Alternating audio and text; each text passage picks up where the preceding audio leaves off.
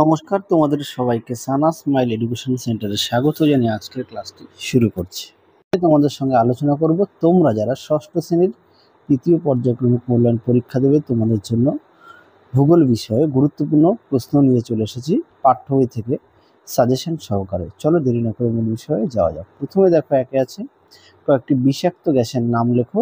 পাঠ্য বইতে পেজ নম্বর হচ্ছে 55।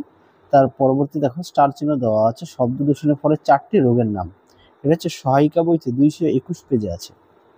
2 নম্বর আছে বায়ু দূষণের কারণ ও ফলাফল, খুব গুরুত্বপূর্ণ প্রশ্ন। এটা পেজ নম্বর আছে পাঠ্য বইতে 56 পেজে পেয়ে যাবে। 3 আছে বায়ু দূষণের প্রতিকারের উপায় লেখো, পাঠ্য বইতে পেজ নম্বর 58। 4 আছে বিশ্ব উষ্ণায়ন কি, পাঠ্য বইতে পেজ নম্বর 59।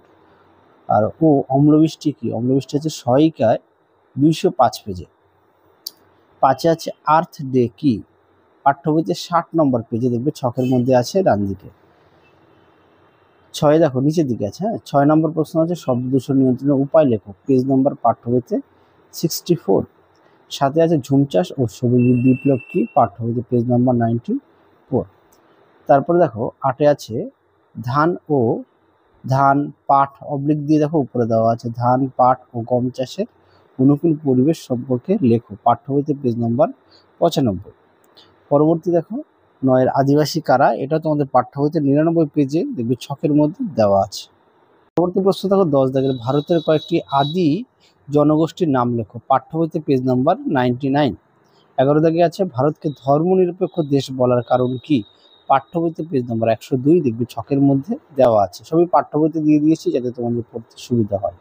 12 দাগে দেওয়া আছে মানচিত্র কত প্রকার ও কি কি, সেগুলি দিয়ে কোন তথ্য পাওয়া যায়। তারপরে দেওয়া আছে অ্যাটলাস কি, এটা পাঠ্য বইতে 104 নম্বর পেজে আছে। আর অ্যাটলাসটা কি, এটা পাঠ্য বইতে একদম নিচে দেখবে আছে।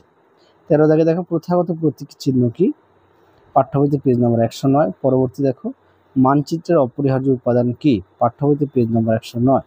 গ্লোব ও মানচিত্রের পার্থক্য লেখো, এটা সহায়িকা বইতে 349 নম্বর পেজ। 16 দাগে দেখো জারোয়া কাদের বলে, সহায়িকা বইতে 335 নম্বর পেজ। পরবর্তী দেখো 17 দাগের পাটকে সোনালী তন্তু বলা হয় কেন, সহায়িকা বইতে 322 পেজে আছে। শেষ প্রশ্ন দেখো 18 দাগের খারিফ শস্য ও রবি শস্য পার্থক্য লেখো। এর পার্থক্যের মধ্যে তোমরা অবশ্যই সংজ্ঞাটা লিখবে এবং উদাহরণ অবশ্যই দেবে। তোমরা অবশ্যই প্রশ্নগুলো ভালো করে পড়বে, সমস্ত প্রশ্নের পাঠ্য বইতে দেওয়া আছে, পাঠ্য বই অবশ্যই খুঁটিয়ে পড়বে। তাহলে চলো আজকের মতো এখানে সমাপ্ত করছি, আবার দেখা হবে খুব শীঘ্রই তোমাদের পরবর্তী ভিডিওতে। তোমরা সবাই সুস্থ থেকো, ভালো থেকো। আজকের মতো টাটা।